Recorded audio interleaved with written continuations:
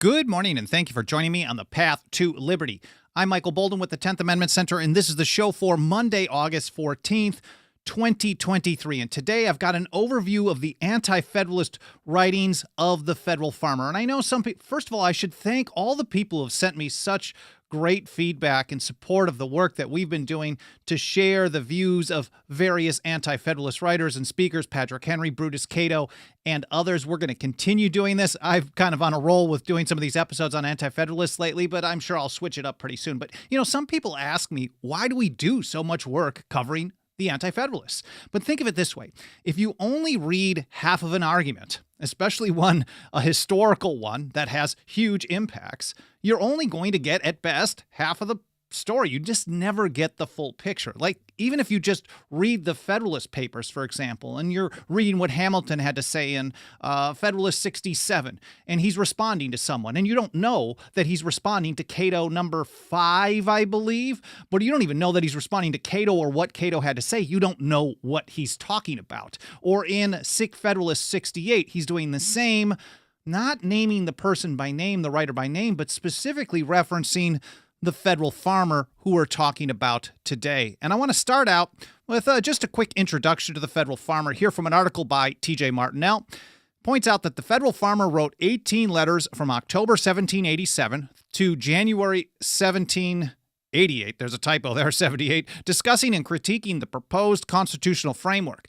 Those letters were later published in 2 pamphlets. There was also an additional one, I believe, in May of 1788. Most resources don't count that one as one of the letters, but maybe we should.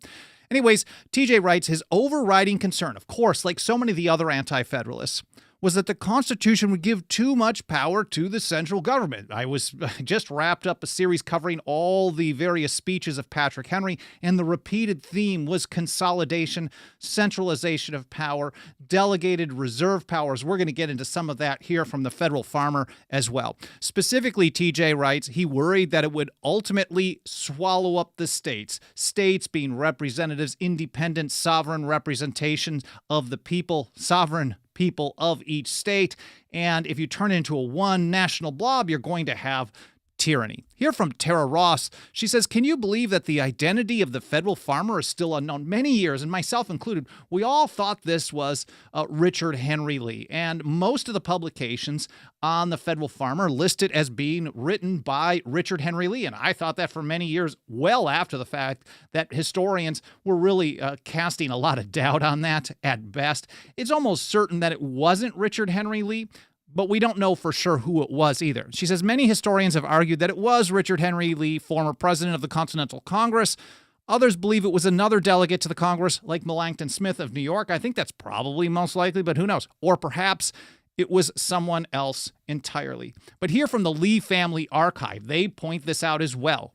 And this is the best place probably to get links to all these various letters and the dates starting October of 1787 through January 25th, 1788. They say until the identity of the federal farmer is settled, the Lee Family Digital Archive includes the essays under Lee's questionable authorship. Anyways, here from T.J. Martinell again. Richard Henry Lee. Now I'm going to call him that. The federal farmer wasn't actually arguing in favor of the Articles of Confederation. There are various branches of anti-federalists. Some of them wanted things to be just like the Articles of Confederation. Some of them wanted, we're going to reject the Constitution no matter what. But a vast majority of them wanted to see, actually didn't like the Articles of Confederation either. They wanted some changes. They just didn't like the way that the proposed Constitution, what they saw was going to lead to too much centralized power. In many ways, they were right on that, without a doubt. But I'll give you some of Federal Farmer's words as well. But he was arguing that the proposed Constitution went way too far, and there was ambiguity, and people with power would twist that around and use it to expand power and rinse and repeat, just like what we live under right now. And here from TJ, in his first letter dated October 8th, 1787, Federal Farmer acknowledged existing problems, though he still felt the new government was too much, or the proposed new government at that time. And Federal Farmer wrote, this instability of our laws increased my wishes for firm and steady government, but then I can consent to no government. He could have stopped right there. I can consent to no government, which in my opinion is not calculated equally to preserve the rights of all orders of men in the community. So preserve the rights, well, it should be of everyone. But that's a really important statement. He did not like what was there, but he thought the new proposal went way too far. He wrote further that, quote, a federal government of some sort is necessary. That goes further than what Thomas Paine had to say, for example, in, well, maybe it is the same thing, but as Thomas Paine in Common Sense, I believe it was the first, maybe second paragraph, he said specifically, government, even in its best state, at the best state you can get it, is a necessary evil, and its worst state, an intolerable one. So it's always just a choice of evil versus evil. And maybe that's what Federal Farmer is going with here. I'm not certain. He's saying a federal government of some sort is necessary. We have suffered the present to languish, and whether the Confederation was capable or not originally of answering any valuable purposes, it is now but of little importance. Patrick Henry, on the other hand, I think he liked a lot of the Articles of Confederation, especially the taxation, the requisition system, where the federal government had to ask the states to give up money. They didn't get it directly from the people. Anyways, here from Federal Farmer number 1, he says, the plan proposed appears to be partly federal, but principally, however, calculated ultimately to make the states one consolidated government. And on all sides of the political spectrum, we'll set Alexander Hamilton aside because he was a flip-flopper, and intentionally so. I think he was like a modern politician who will say what people want to hear, was good at reading what they want to hear, and tell them what they want, whether it's for the whiskey tax or whether it was in the New York Ratifying Convention where he said, you know, there is no such thing as implied powers. You only have expressly delegated ones. And then a few years later, as soon as he's in a position to use implied powers to get a central bank, of course, he's arguing that they had it all along. So we'll set him aside. But most everyone else recognized that consolidation was a bad thing. They did not want centralized power. The debate was mostly over whether the setup, the checks and balances of the proposed Constitution would lead to what they considered a consolidation. Basically, everything emanating from one. And that's here's Federal Farmer. So he listed Federal Farmer listed from here 3 different ways that they could go forward. That basically almost the completely federal version, like the Articles, where the states had a lot of real strong impact and sway over what might happen. 2 would be a totally consolidated one, which almost everyone was against.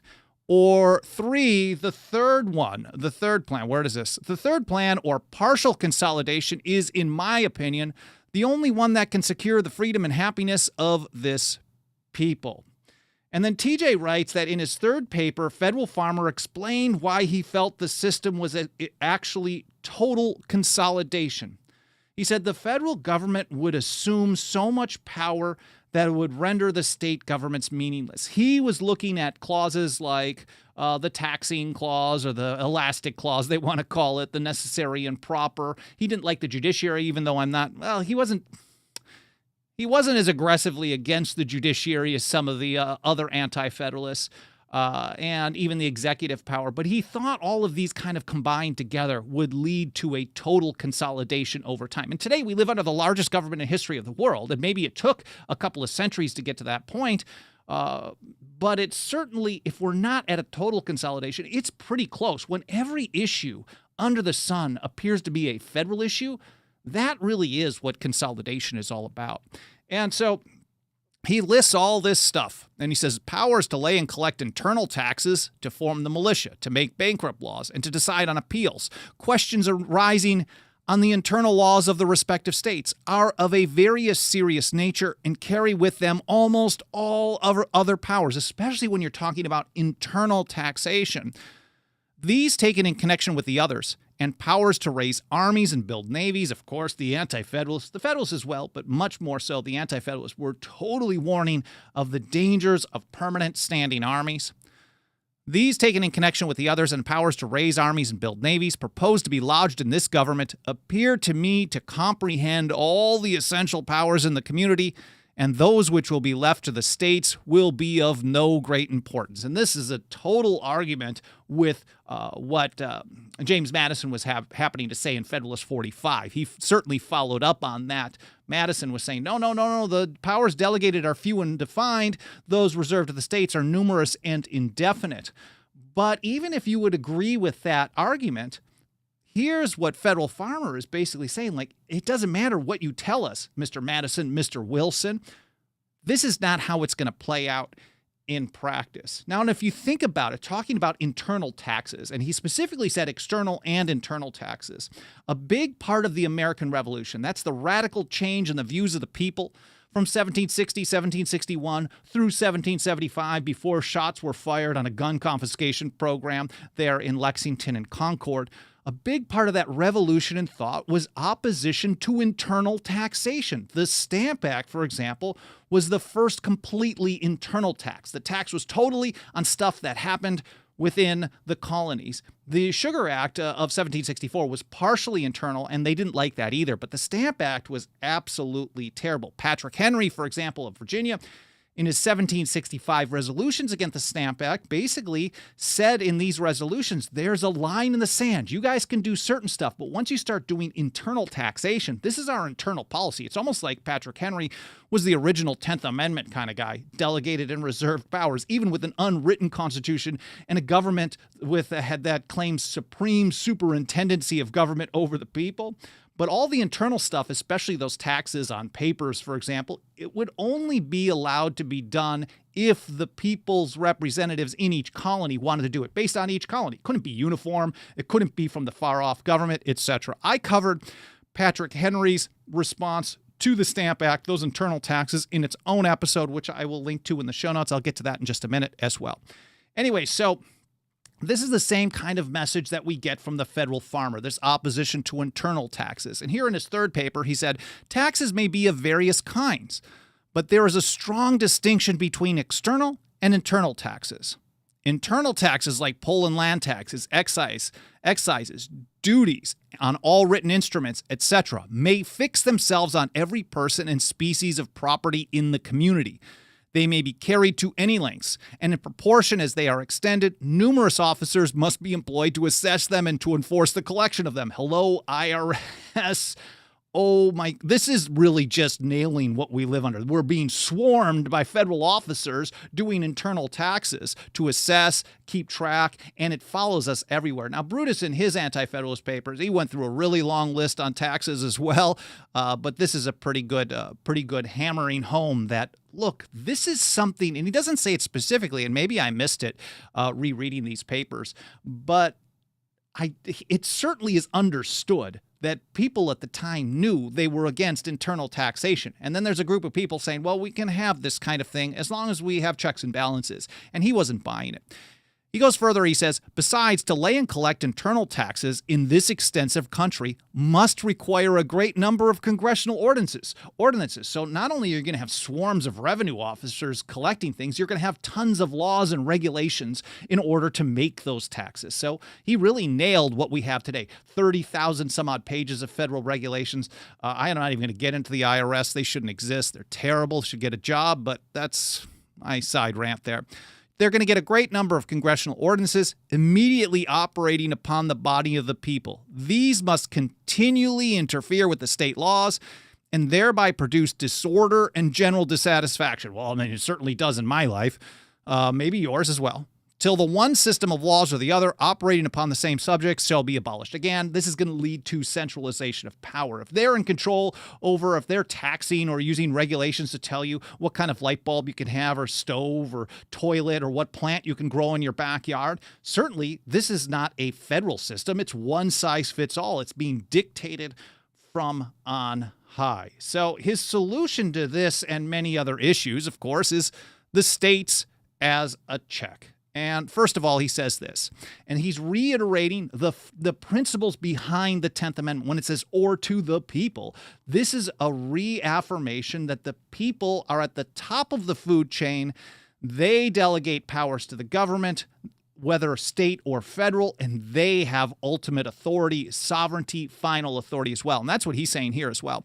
The supreme power is undoubtedly in the people, and it is a principle well established in my mind that they reserve all powers not expressly delegated by them to those who govern. This is as true in forming a state as informing a federal government. I think he's responding, personally, in my opinion, he's responding to James Wilson's State House yard speech in that particular one. This is in January 1788. Here back to T.J. Martinell. He says he emphasizes the importance of clarity on the matter. He's concerned that unless you're really clear that they can go this far and no further, they're going to go further. And that's what politicians always do. It's a tendency of all governments to expand. That's the nature of power, and that's the truth of the difficulties, we'll say, of human nature. The bad people rise to the top, certainly, especially when the more power there is, the worse the people that are going to be drawn to waging that power, like a war, basically.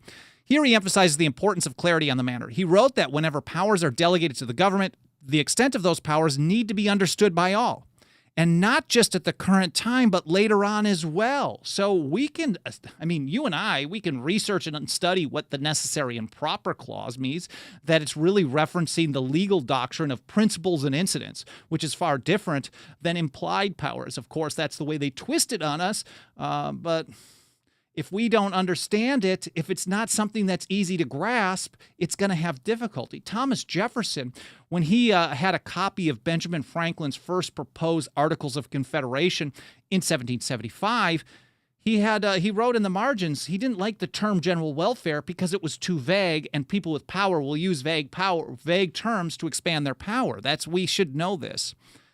Again, not just at the current time, but later on as well. He also noted the problem that some anti-federalists had with the proposed Bill of Rights. If some rights were mentioned but not others, it can be construed as to protect just those rights and not others. So he's really in support of our best friend, the Ninth Amendment, Ninth and 10th Amendment, all together on this one.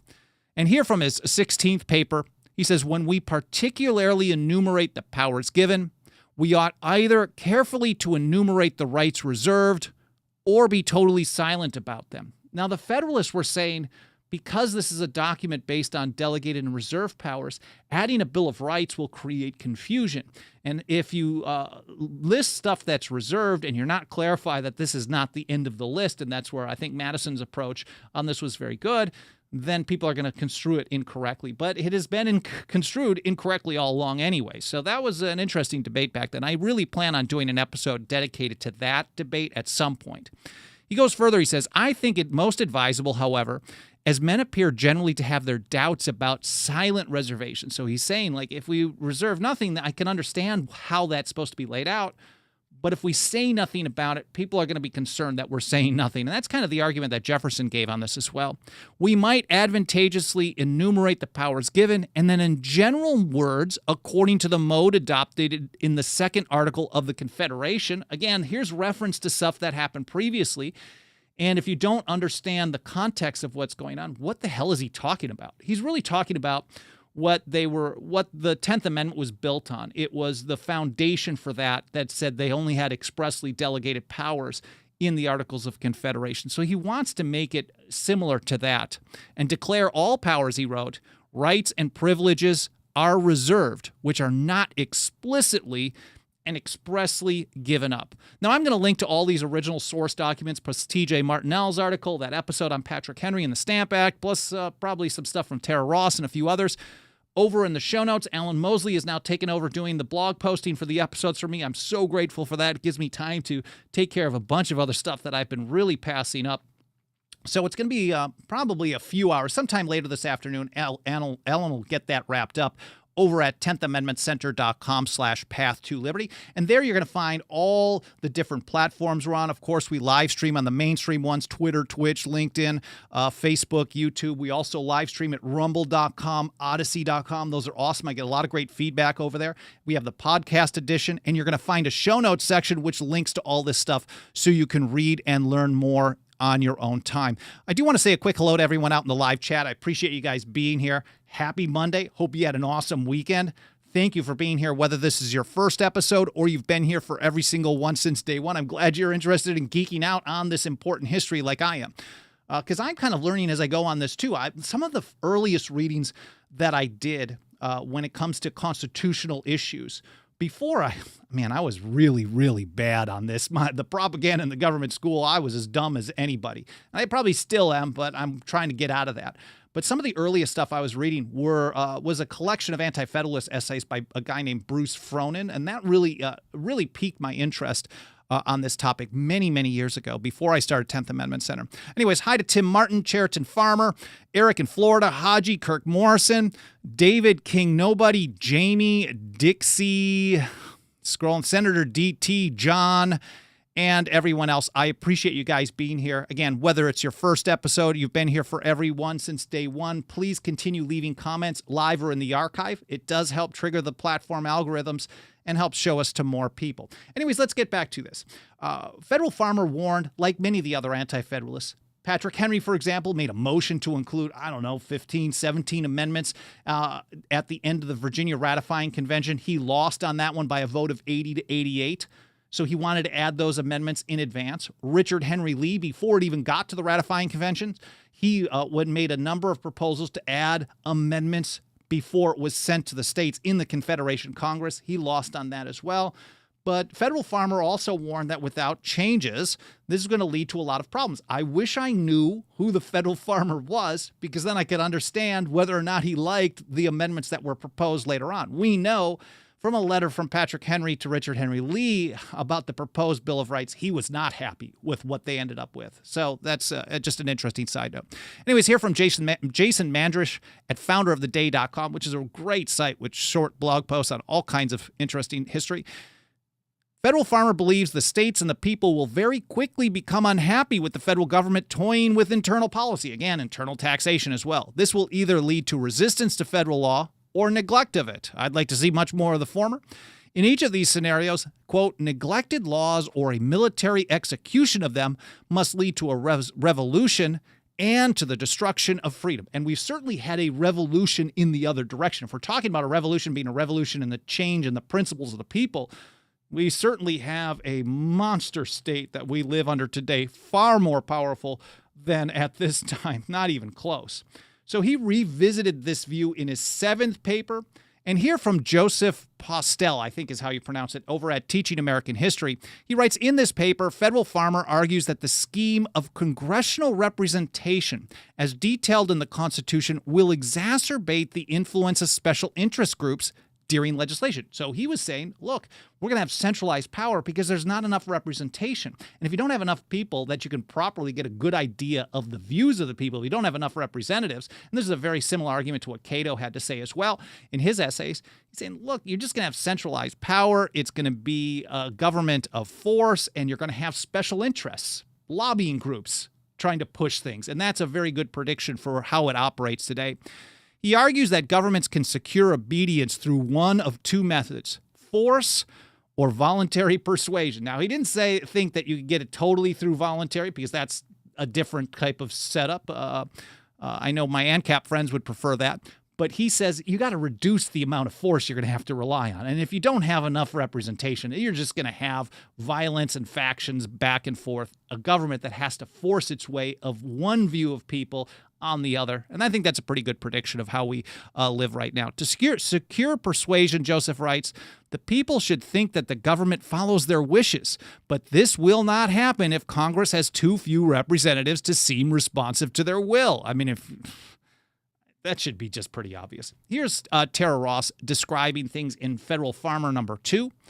She said, how can such a diverse country as America hope to remain free with one-size-fits-all laws in place? I discussed this last week as well. The idea that you can have such a wide range of political, economic, social, religious viewpoints all living together in peace is to allow people to live their own way in their own area. The history and the lifestyle of people here in California is significantly different than where I grew up in Wisconsin. I had a culture shock. I felt like it was in a different country, and I really am. If you get down to it, independent sovereign states is how it really should be, just united for certain limited purposes. Anyways, Federal Farmer writes, if a people be so situated or have such different opinions that they cannot agree in ascertaining and fixing them, it is a very strong argument against their attempting to form one entire society, to live under one system of laws only. So you have to reduce the number of things that are done by the general government or the central government, federal government, whatever you want to call it. Today it is a central government. It is not federal in any way. It is not general because it does so many specific things as well. And here from Gordon Lloyd, this is discussing, which one is he discussing here? Federal Farmer number, I'm getting some of these confused here, number 4.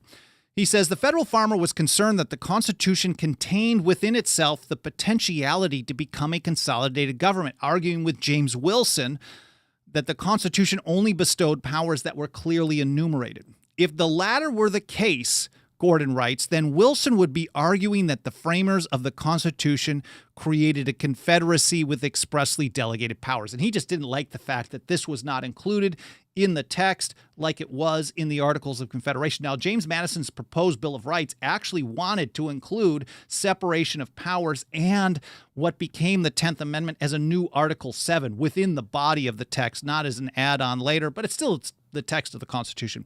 Here from Tara Ross again, she says, since the Constitution, its laws, and its treaties will be the supreme law of the land, federal farmers basically arguing that this poses a problem. The national government can easily pass a law, quote, incompatible with the ancient customs, rights, the laws, or the constitutions of the state governments, and yet the national laws still are seen as supreme. So he's concerned that this was going to threaten this lack of a Bill of Rights, and misreading the Supremacy Clause was going to lead to a destruction of liberty. And here he is in his 11th letter. He addresses the Senate, and he actually wanted to see a recall power, something that we don't have. He thought that the way, not just having senators, and I know a lot of people want to see the 17th Amendment repealed. I don't like the 17th Amendment. I think it's terrible and destructive, and it changes how people view the system, which is very problematic. But Federal Farmer wanted to see it go even further. He didn't think that states should just appoint them. He wanted absolutely the states to have an ability to recall senators. Because if you're a representative, you have 2 representatives that are equal for each independent sovereign state, then why can't the state say, well, we don't want them there? Just like an ambassador, for example. Anyways, he says, when the Confederation was formed, it was considered essentially necessary that the members of Congress should at any time be recalled by their respective states when the states should see fit. I do not think it less necessary that this principle should be extended to the members of Congress under the new Constitution, and especially to the senators. Here he is referencing, I believe it's Article 5, Section 1 of the Articles of Confederation. Yeah, Article 5, Section 1 of the Articles of Confederation, which reads like this. Again, this will be linked to in the show notes so you can read it yourself. We don't cover the Articles of Confederation enough, and I want to expand that more here. But here's a little brief snippet. For the most convenient management of the general interests of the United States, delegates shall be annually appointed in such manner as the legislatures of each state shall direct, to meet in Congress on the first Monday in November in every year, with a power reserved to each state to recall its delegates or any of them at any time within the year, and to send others in their stead for the remainder of the year. So he wanted to see something like that from the Articles of Confederation, because then if the senators are getting out of line, it's not just, oh, well, we're going to choose other ones. And we know that before the 17th Amendment, there was all kinds of bribery happening. It was seen as a millionaire's club already. It was already becoming what Mercy Otis Warren predicted it would be before the 17th Amendment, and that is some kind of a permanent aristocracy. Anyway, so he wanted this recall power. Jason Mandrish over at Founder of the Day says this. This was not only the habit of the Continental Congress, but also of nations that sent ambassadors around the world. You can send somebody, it's more like an ambassador, and see how, if you can see how it's like a country sending a representative to a group to make deals on stuff, then it's far different than a national, basically based election, because that's really what it gets down to when you talk about the funding coming from everywhere. Furthermore, Jason writes, any respectable business that hired someone to carry out work as an agent would be able to fire that agent at any time. Why would the states not have the same powers with their own representatives? Now, of course, there's arguments against that, but we're just sharing what the Federal Farmer had to say on that. And he goes a little bit further here, and this is from paper number 13. Paper number 13. On January 14th, 1788, again, it'll be linked to in the show notes. He said, to this end, we ought to take every precaution to prevent legislators from becoming mere office men. Choose them frequently. Make them recallable. establish rotation among them. So not only did he want them recallable, he only wanted them to be able to serve, I think it was 4 out of every 6 years. So they could get reelected, they could be recalled, but they couldn't, they were always in and out. He did not want them to be basically professional politicians, because when you have professional people with power, that's going to get worse and worse and worse. He wanted to make them ineligible to offices and give them as small a share as possible in the disposal of them. Well, disposal is a good way to put it. And here from TJ again, he says, at the heart of the debate over the Constitution was whether it would preserve or undermine individual freedom and sovereignty of the people of the states. In his 18th and final letter dated January 25th, 1788, Federal Farmer concluded that ratifying the Constitution without amendments would undermine both and would be, quote, an unnecessary departure from federalism by bestowing the new central government vital powers taken away from the states. So really, he then, he's going to get into a bunch of stuff. Anyways, a little bit more from TJ right here, just in a moment.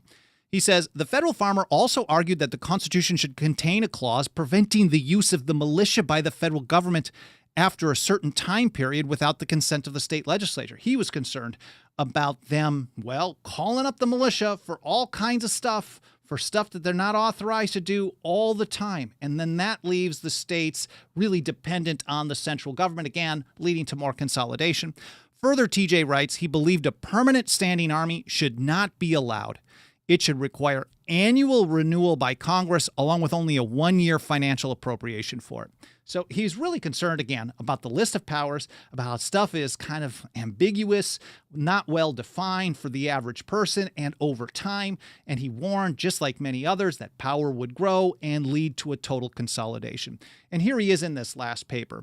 He said, I am persuaded a federal head was never formed that possessed half the powers which it could carry into full effect, altogether independently of the state or local governments, as the one the convention has proposed will possess. So even at the time of the proposed Constitution, which is going to be tiny compared to what we have today, he thought that in that type of a system, was twice the amount of power of any other ever proposed in history. I'm not sure what he was comparing it to, but he was saying this is a massive government as is. He said, should the state legislatures never meet, except merely for choosing federal senators and appointing electors once in 4 and 6 years, the feds are going to be able to do all kinds of stuff anyways. It's basically a consolidated government, because if it doesn't rely on the states, this is not a federal system. He said the federal head may go on for ages to make all laws relative to the following subjects, and by its own courts, officers, and provisions, carry them into full effect, and to any extent it may deem for the general welfare. So he's warning they're going to determine what fits the general welfare, and they're going to foist this on everybody. And it doesn't matter if the states even exist. And really, I think that's a great way of describing it. He listed a bunch of stuff like raising taxes, borrowing money. We have tons of both. Raising armies and navies. James Madison warned that armies and debts and taxes are the known instruments for putting the many under the domination of the few. So that's what Federal Farmer is talking about as well. He thought they could regulate tons of commerce, of course, call forth the militia, and a bunch more. Well, anyways, I hope you guys found this interesting. I hope it was educational. I hope it was fun to watch or listen to. If you want to help us get this kind of information out to more and more people, nothing helps us get that job done more than the financial faith and support of our members.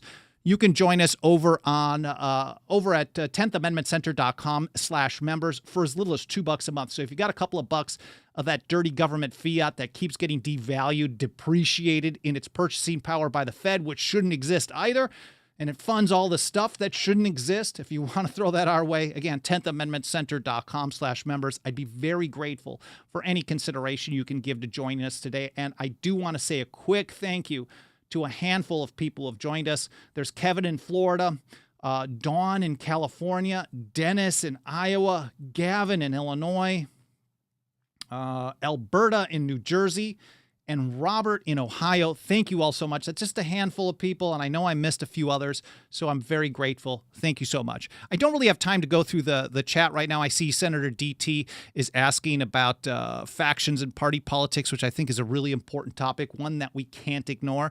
That's a good recommendation for a future episode. Haji said, this is another interesting show. Chief, thank you so much. I'm very grateful for that. I'll read through the comments a little bit later today. I also will probably be checking the comments over the next couple of hours while I'm doing a few other things over at Odyssey.com, YouTube.com, Rumble.com. So those are the places if you want to get my eyeballs on your thoughts. That's where I'm going to see it the most likely and the quickest as well. Again, I appreciate you being here. I hope you enjoyed the episode. I hope you have a great day, and I hope to see you next time here on the path to liberty.